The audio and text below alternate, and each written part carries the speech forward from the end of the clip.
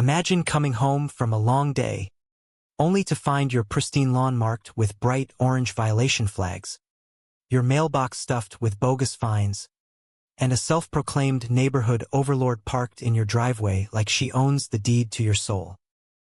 That's exactly what happened to me, Alex Rivera, in our supposedly idyllic suburban enclave in suburban Virginia, where the air smells of fresh-cut grass and simmering resentment.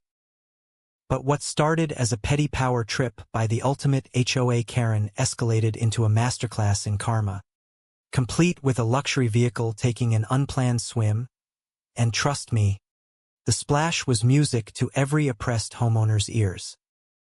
I never thought I'd be the guy to spark a neighborhood revolution, but after years of biting my tongue, I guess the universe had other plans. Our community, Willow Creek Estates, looks like a postcard from the American dream. Manicured lawns, white picket fences, and a homeowners association that promises harmony and order. What it really delivers is a suffocating web of rules enforced by Gladys Hargrove, the iron-fisted HOA president who'd make a drill sergeant look laid back. Gladys, with her perfectly coiffed bob and a wardrobe of pastel power suits, had ruled Willow Creek for a decade, turning minor infractions into public spectacles. A kid's bike left out overnight? Fine. Holiday lights up a day too long? Violation notice plastered on your door like a scarlet letter. But me, I'd been her favorite target ever since I moved back home after my stint in the Army, where I'd learned to spot threats from a mile away, and Gladys was a walking red flag. It all kicked off innocently enough, or so it seemed. I'd inherited my grandparents' house after Grandma passed, and Gramps, we all call him Pops, decided to stay on, tinkering in the garage with his ancient John Deere tractor like it was his therapy. The place needed work. The fence was sagging, the garden overgrown with wildflowers that Pops insisted were nature's rebellion. I kept to myself, fixing things up quietly, but whispers started circulating. That Rivera guy's turning the place into a junkyard, they'd say at the community meetings I skipped. Ex-military, probably unstable. I heard the rumors through the grapevine, Gladys spreading tales that I was hoarding hazardous materials in the backyard, implying my PTSD made me a liability. I ignored it at first, figuring silence was the high road. But Pops, at 82 with eyes sharper than a hawk's, saw right through it. Boy, he'd grumble over coffee. That woman's got a Napoleon complex taller than her ego. Mark my words, she's building up to something big. The first real jab came on a crisp Saturday morning. I was out weeding the flower bed when Gladys's gleaming white Lexus RX pulled up, blocking my driveway like a barricade. She stepped out in her signature heels, clipboard in hand, flashing a smile that could curdle milk. "Good morning, Mr. Rivera," she chirped, her voice dripping with faux politeness. "I'm here on official HOA business. We've received complaints about potential violations on your property." I wiped the dirt from my hands, keeping my tone even. Complaints? From who? Gladys? And what exactly am I violating this time? The sacred code against visible weeds. She ignored the sarcasm, thrusting a laminated badge at me. It read Willow Creek HOA Compliance Director, complete with a shiny gold seal that looked like it had been printed at Kinko's. As you know, our covenants ensure community standards. Reports indicate unusual activity in your backyard, possible storage of unregulated substances that could affect neighborhood safety.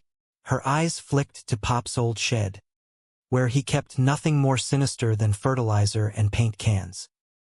I felt that familiar tighten in my chest, echoes of deployment stress bubbling up. Unregulated substances?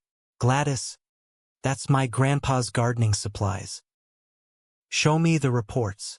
She waved a manicured hand, her rings glinting in the sun. Oh, that's confidential, dear. The important thing is preventing any risks to our harmonious community. Farms, properties like yours can introduce contaminants. We just need to verify compliance. Her condescension hung in the air like cheap perfume. That's when Pops rolled up in his pickup. His weathered face creased in that I've seen it all scowl. "Mornin', Miss Hargrove," he drawled, tipping his cap with mock chivalry. "Fancy ride for inspectin' folks' backyards." Most code enforcers I've met drive county vans. Not something that costs more than my first house. Gladys's smile faltered for a split second. "We're a proactive association, sir. Government often outsources to certified groups like ours." Pops chuckled dryly. "Certified by who? Your mirror? 'Cause in my day, we called this nosy neighborin'." She backed off that day, dropping a glossy pamphlet about community enhancement fees, code for upsell on HOA-approved services like overpriced lawn care. As she drove away, leaving tire marks on my grass, Pops picked up the packet. "Snake oil in a suit. Alex. Look at this, premium compliance packages for $500 a pop." "She's not enforcing rules. She's shaking us down."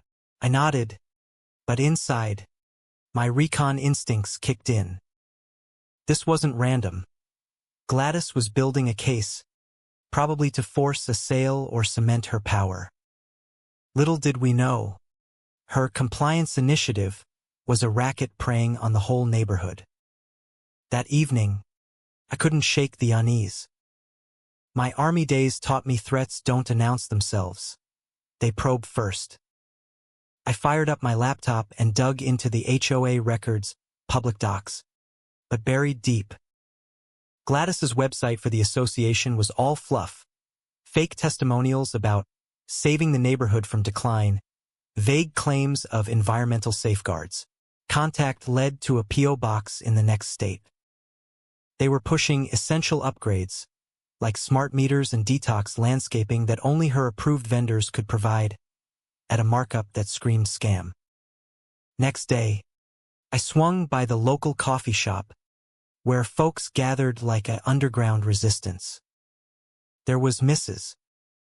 Elena Torres, the widow next door, nursing her latte with a worried frown. "Alex, that Hargrove woman stopped by yesterday," she whispered. "Said my flower pots were a breeding ground for contaminants and could harm the kids playing nearby. Offered to remediate for $300. I showed her Gladys's pamphlet. "This sound familiar?" Elena's eyes widened. "Exactly. She scared me half to death about toxins affecting my grandkids." Just then, Jamal Wilkins, a young dad from down the block, joined us, looking haggard. "Man, she hit me too. Claimed high levels of volatile organics near my garage. Said it could cause breathing issues for my little girl. Pushed a $600 package." I leaned in. "Let me see her report." He handed over a sheet with charts in gibberish units, nothing real science would touch. "This is bunk, Jamal. Units don't exist. It's fear-mongering to sell crap." Seeing how she targeted the vulnerable widows, parents turned my patience to resolve. We agreed to log everything. Elena glanced around. "Alex, Jamal, this ain't just petty. These HOA tyrants get bolder every year. I got friends in county health. Maybe time for some calls." As Jamal left, I lingered. "Elena, you seem to know a lot about this." She winked. "Let's say my retirement from county compliance isn't total. Old networks die hard. Word spread quietly. At least 8 homes hit with similar tactics. Old Mr. Patel was sleeping in his basement, convinced his water was poisoned. But Pops and I plotted our counter. I emailed Gladys, inviting her back for a full compliance check. Unbeknownst to her, I set up trail cams around the yard. We planted decoys, jars of harmless stuff like vinegar labeled industrial cleaner, baking soda as toxic powder. If legit, she'd dismiss. If scamming, she'd hype the danger. 3 days later, Gladys returned, now with her sidekick, Derek Sloan, a slick guy in khakis toting gadget cases. Mr. Rivera, appreciate the cooperation, she beamed. Derek's are certified tech. They tested, their devices beeping dramatically at clean spots. At our setup, Derek's eyes lit up. Gladys, elevated readings, solvents, heavy metals. This is bad. She turned to me, feigned concern etched on her face. Alex, this confirms our fears. Contamination buildup could seep into the aquifer. Think of the children respiratory issues, developmental delays. Derek nodded solemnly. Needs immediate action. Our protocol's $2,000 upfront. Their pitch was Oscar-worthy, but I'd filled those jars with apple cider and dye. As they left, I caught Derek eyeing my toolshed scoping value. No doubt. Next day, results arrived. Charts screaming peril, including dihydrogen monoxide as a top threat. Pops burst out laughing. That's water. You fools. But then Jamal called Mr. Patel in the ER from an anxiety attack, dehydrated from avoiding contaminated taps. That flipped the switch. Her games were hurting people. Pops grinned wickedly. Time for some old-school relocation. Alex, Gladys called for a final presentation, assuming we'd cave.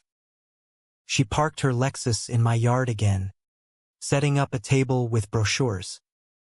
Pops had his tractor ready, blade gleaming. As she droned about elite packages, he fired it up. Alex, he hollered with a twinkle. Gonna clear some space. He ambled out, accidentally nudging her setup. Gladys noticed too late. What on earth? Stop. That's my vehicle. Pops cupped his ear. Can't hear ya. Ma'am. Just move in obstructions per property rights. Slowly, deliberately, he pushed the SUV toward the retention pond, our neighborhood's creek equivalent, deep from recent rains. Gladys shrieked, heels sinking in mud as she chased. Vandalism. I'll sue. The Lexus teetered on the edge, front tires dipping in. Pops shut it down, hopping off smugly. Just helping you relocate, miss. Pond access is that away. Elena pulled up then. Gladys, before lawyers, consider our dossier on your initiative. Her face paled. And my county ties? Not as retired as you think. The mask cracked. Gladys looked desperate. Jamal phoned, her minions door to door now, scaring families with evacuation threats, demanding $5,000 for emergency protocols, even targeting a baby's home. Take down tomorrow, Elena said. Feds hate kid threats. She'd called an emergency HOA meeting at the community hall. Agents posed as residents. We wired up. I perched in the loft with cams. Pops backed up. Gladys pitched hard. $5,000 per family for infant safeguards. Elena rose. Gladys, meet my federal friends. Doors swung. FBI and state consumer agents flooded in. Gladys Hargrove, arrested for fraud, impersonation, racketeering. Her empire crumbled as testimonies poured. Patel's trauma, Jamal's docs, Relief washed over Willow Creek. In the aftermath, Gladys faced charges, including elder exploitation. Derek flipped, exposing her multi-suburb scheme. The HOA dissolved into a fair co-op. Elena led fraud workshops. Jamal and I started a vigilance network. Pops became legend pond tours with a plaque, site of HOA overreach detox. Gladys got 4 years. Full restitution.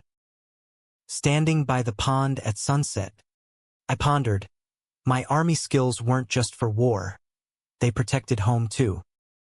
So folks, HOA scams thrive on fear and fake authority.